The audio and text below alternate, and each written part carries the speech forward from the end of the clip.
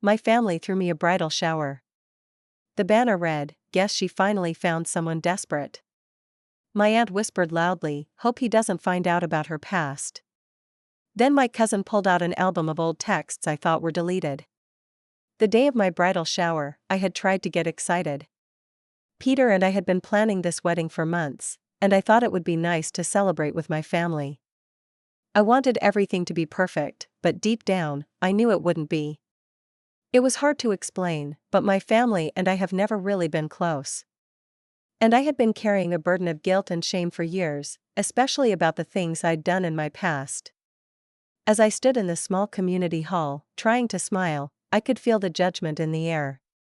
My Aunt Nora was leaning against the wall, talking to some of the older women in the family, while my cousin Rachel hovered near the buffet table, eyeing me from the corner of her eye. And then there was my mom, Beatrice. She was standing a little too far away, almost as if she didn't want to be associated with me in that moment. It was clear they weren't thrilled about Peter and I getting married. They never had been. Peter was with me, of course. He was excited and supportive, and I could see the love in his eyes when he looked at me.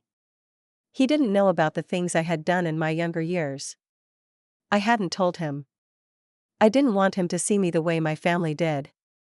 I had worked so hard to build a life that didn't include my mistakes, and I didn't want him to think less of me. But that day, it felt like everything was about to fall apart. The room was filled with chatter and laughter, but it all felt distant. I knew what people were saying behind my back. I had always known.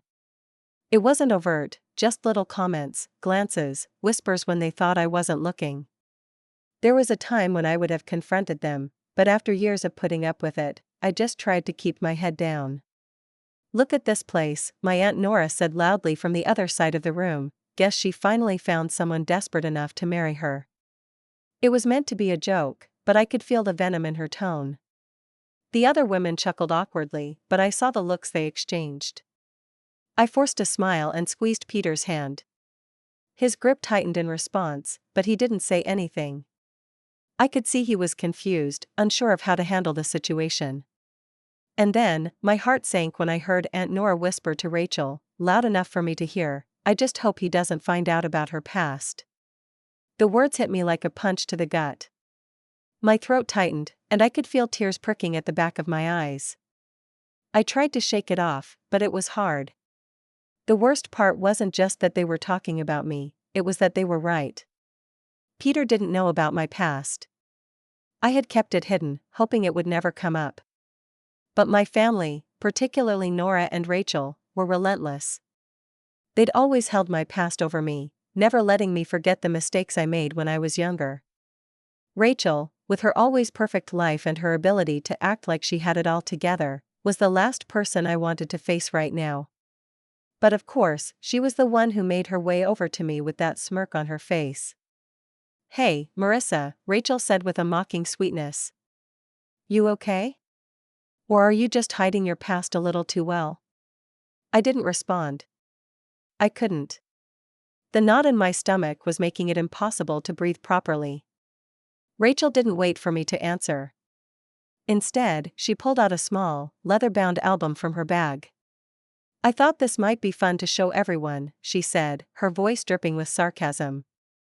I felt the blood drain from my face as she opened the album. I knew what was inside before she even started flipping through the pages. Old photos. Text messages. Some of the stuff I had done years ago, things I had been ashamed of, things I had tried to delete from my life completely. I didn't have to see them to know what was in that album. I had once been reckless, careless with my choices. I drank too much, got involved with the wrong people, and made bad decisions. The texts in those old messages were proof of that. I had sent messages to men I barely knew, flirted with people I shouldn't have, done things that I couldn't take back. And now Rachel, of all people, was holding it all up for everyone to see. "Here's one of her with that guy, what was his name again?" Rachel said, flicking to a photo I hadn't seen in years. It was me, barely 22, at a party, with a guy I'd met a few weeks before. My face was flushed from alcohol, and I had my arm slung around his neck like we were something more than strangers. Or how about this one, she said as she turned the page. These texts are from when she was texting that guy while still dating Kyle. Classic Marissa move. I could feel my hands shaking. The room had gone silent. Every eye in the room was on me, and I could feel my heart pounding in my chest. Maybe Peter should see this, huh? Rachel said, now clearly enjoying herself. She pushed the album toward Peter, who stood beside me, still holding my hand but looking more and more bewildered. I wanted to scream at Rachel. I wanted to grab that album and tear it up. But I didn't. I couldn't. Peter glanced at the album, and I saw the confusion and hurt in his eyes. He hadn't said a word yet. I could feel him processing what was happening, the weight of the situation crashing down on him. Rachel, I said, my voice barely a whisper, stop. She ignored me, her eyes locked on Peter now. You should know this about her, Peter.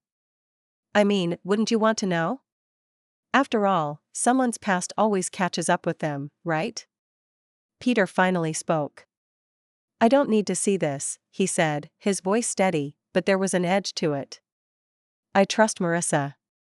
If she wanted me to know something, she would have told me. Rachel's face faltered for a moment, but she quickly recovered. She had done what she wanted. She had caused the chaos she had been hoping for. But Peter, to my surprise, turned toward me. Marissa, he said gently, his hand still holding mine. We'll talk later, okay? I nodded.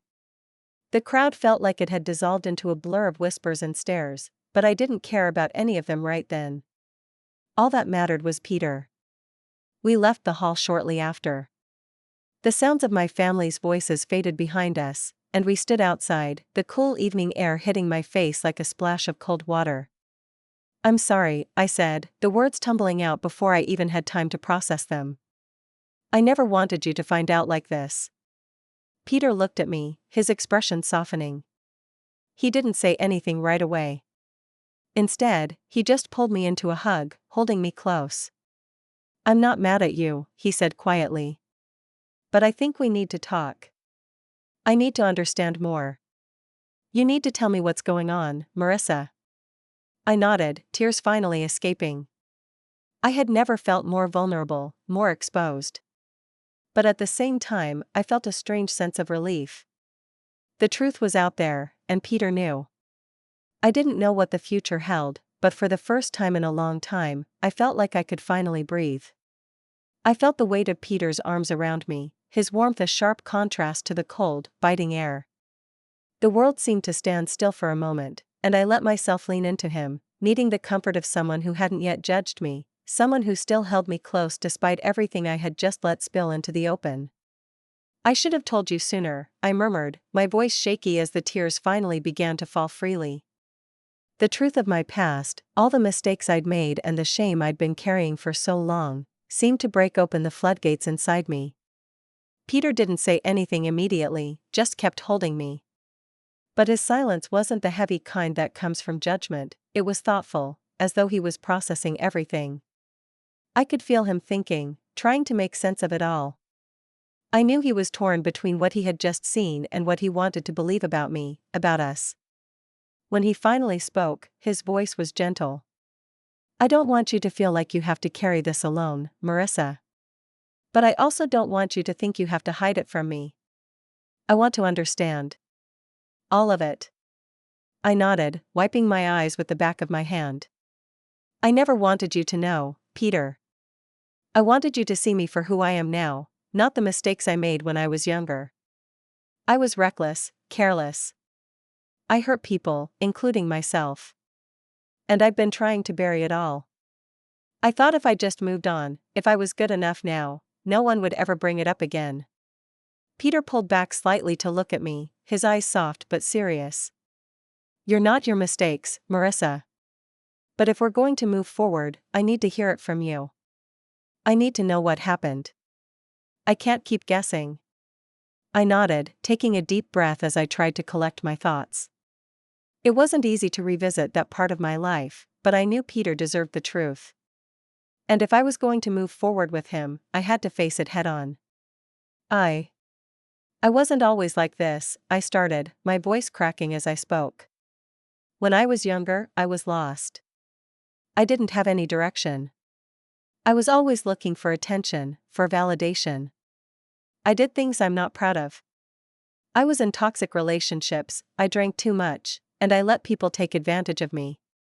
There was a time when I didn't care who I hurt, as long as I got what I wanted in the moment. It wasn't until I hit rock bottom that I realized how messed up it all was. Peter stayed silent, but I could feel him watching me closely, his hand still gently holding mine.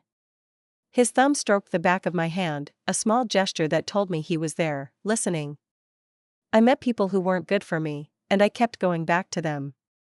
And I hurt the people who cared about me the most, especially Kyle. He was the first person I truly loved, but I wrecked it. I thought I could control everything, but it all fell apart in the end. I paused, trying to steady myself. I hadn't said Kyle's name in years, and it still felt like a scar that hadn't quite healed. What happened with Kyle? Peter asked, his voice gentle but curious. I sighed, the weight of that relationship still pressing on my chest. Kyle was a good guy. He was patient, kind, everything I needed at the time. But I wasn't ready for any of it. I was still in that rebellious phase, still trying to figure out who I was. And I ended up cheating on him. More than once. I thought I could get away with it, that I wouldn't get caught. But he found out, of course. And it broke him. I didn't deserve him. I still don't. I pushed him away, and that was the end of it. I never really apologized, not properly. I took another deep breath, feeling the weight of the truth as it sank in. After Kyle, I just kept making mistake after mistake. I was in and out of toxic situations. I hurt people, and I hurt myself. And when I finally got my life together, when I finally started to feel like I was worth something again, I didn't want anyone to know. I thought if I kept it all hidden, maybe I could just start fresh. But I was wrong. I thought I could escape it all, but I can't. Peter didn't speak for a long time. He just stood there with me, his hand still holding mine. I could feel him processing everything, and I wondered if he was regretting his decision to be with me. Maybe this was too much for him. Maybe the past I had worked so hard to bury would finally be the thing that tore us apart. But then, Peter's voice broke through the silence. I'm not going anywhere, Marissa. His words weren't what I expected. They weren't full of anger or disappointment, just calm reassurance. I looked up at him, my eyes red and swollen from crying, and saw that he wasn't looking at me with judgment. There was something else in his eyes, understanding, maybe even compassion. I don't care about your past, he continued, his voice steady. You're here now. I know you've made mistakes. I don't expect you to be perfect. But I need you to know that you're not alone anymore. We'll get through this together. The relief that flooded through me was almost overwhelming. I had spent so long afraid that this moment would come, and I'd lose everything I'd worked so hard for. But Peter wasn't running away. He was staying. We stood there for what felt like an eternity, in the quiet of the night, before he finally spoke again. Let's go home, Marissa, he said, his voice soft. We'll talk more when we're ready, okay? You're not alone. I nodded, feeling a warmth spreading through my chest. It wasn't over yet. I knew that. There would be more conversations, more painful truths to face. But in that moment, I felt a sense of peace that I hadn't known in years. I wasn't defined by my past. And Peter wasn't going to let it define our future. As we drove home, the radio playing softly in the background, I looked out the window at the passing streetlights, reflecting on everything that had happened. I couldn't change my past. I couldn't undo the mistakes I had made. But I could move forward. And for the first time in a long time, I felt like I might actually be able to build a future with Peter, one that wasn't clouded by the shadows of my old life. I didn't know what the future held, but for the first time, I felt like it was mine to shape. The drive home was a quiet one, but not in the way I had expected. Peter's presence beside me was comforting, though I could tell there was still a lot on his mind. We both knew that things weren't fully resolved yet, but I could feel a shift. It wasn't a fairy tale, where everything was magically fixed in an instant, but there was hope. And for the first time in a long time, it felt like the weight of my past wasn't going to keep me from moving forward. That night, after we arrived at Peter's apartment, we spent hours talking. Really talking. I shared more of my past than I had ever told anyone. The nights spent drinking too much, the toxic relationships I had found myself in, and the emptiness I had once felt. Peter listened, he didn't interrupt, didn't judge, didn't make me feel like my past was some kind of burden I needed to apologize for. He reassured me that he wasn't going anywhere. He said he loved me for who I was now, not for who I had been. But I knew the truth, our relationship would never be the same until I dealt with the people who had tried to drag me back into that past. The following week, the tension at home didn't magically vanish. I still couldn't shake the feeling that my family was watching me, waiting for me to fail. Every time I ran into them, whether it was a quick call from Aunt Nora or a visit from Rachel, I felt like they were just waiting for me to slip up. But I wasn't going to give them that satisfaction. I had already decided that I wasn't going to let them control the narrative of my life any longer. My past, though messy and painful, didn't belong to them. It belonged to me. And it was time to take control of the story. So, I planned my revenge, not with anger or cruelty, but with quiet satisfaction. I knew exactly how to deal with my family. It wasn't going to be a grand confrontation. It was going to be subtle, strategic. I was going to show them that they couldn't control me or my future anymore. It started with Aunt Nora. A week after the bridal shower incident, I sent her a text. It was simple but deliberate. Aunt Nora, I wanted to thank you for the kind words at my bridal shower. It's clear you're very concerned about my past. I'm curious, though, are you just as concerned about your own? I'd love to discuss some things from your past, too. But don't worry, I won't air any dirty laundry. I'll leave that to you. The message was a shot across the bow, a quiet reminder that everyone has secrets, even the people who like to point fingers. Aunt Nora never responded. But I knew the seed had been planted. She'd never been one to deal with her own past. Her marriage had ended in a bitter divorce, and there were rumors about her own reckless behavior when she was younger, rumors I could have easily confirmed, but I didn't need to. The message was enough to keep her quiet. I knew she'd be too terrified of her own skeletons coming to light to ever bring up my past again. Next, it was Rachel. I knew I needed to handle her with care, but I also knew that if I gave her too much power, she'd keep using it against me. I could feel her waiting, expecting me to be the same insecure person she could oppress into silence. But I wasn't that person anymore. One evening, I casually bumped into Rachel at a coffee shop. She was sitting with a friend, gossiping as usual, her tone high-pitched and full of drama. I smiled to myself as I walked past her table, but instead of walking away like I normally would, I stopped. I made sure she saw me approach. "Hey, Rachel," I said, my voice calm but firm. "I wanted to thank you again for sharing that album with Peter. It was really thoughtful of you. But I thought you might want to know, Peter's still with me. And he's going to be my husband, no matter what you or anyone else think about me." Rachel's smug expression faltered, just for a moment. She opened her mouth, but I cut her off before she could speak. "By the way," I added casually, "I'm glad you brought up my past at the shower. I've been thinking a lot about it. You see, I'm really glad I'm not the only one with some messy moments in my history. I mean, it's great to know that someone else can relate. I'm sure you wouldn't want me to bring up your past at the next family gathering. But don't worry, I won't. I'm not in the business of making people uncomfortable. But if it ever comes up, I'll be sure to let everyone know you've got a few skeletons of your own." I didn't wait for her to respond. I just walked away, leaving her standing there with her mouth open, her face flushed with a mix of embarrassment and disbelief. The next family gathering was coming up fast, and I was ready. This time, I wasn't going to be the one under scrutiny. I wasn't going to shrink away from the whispers and stares. I wasn't going to let my past dictate how I lived my life any longer. When the day of the family dinner arrived, I was prepared for anything.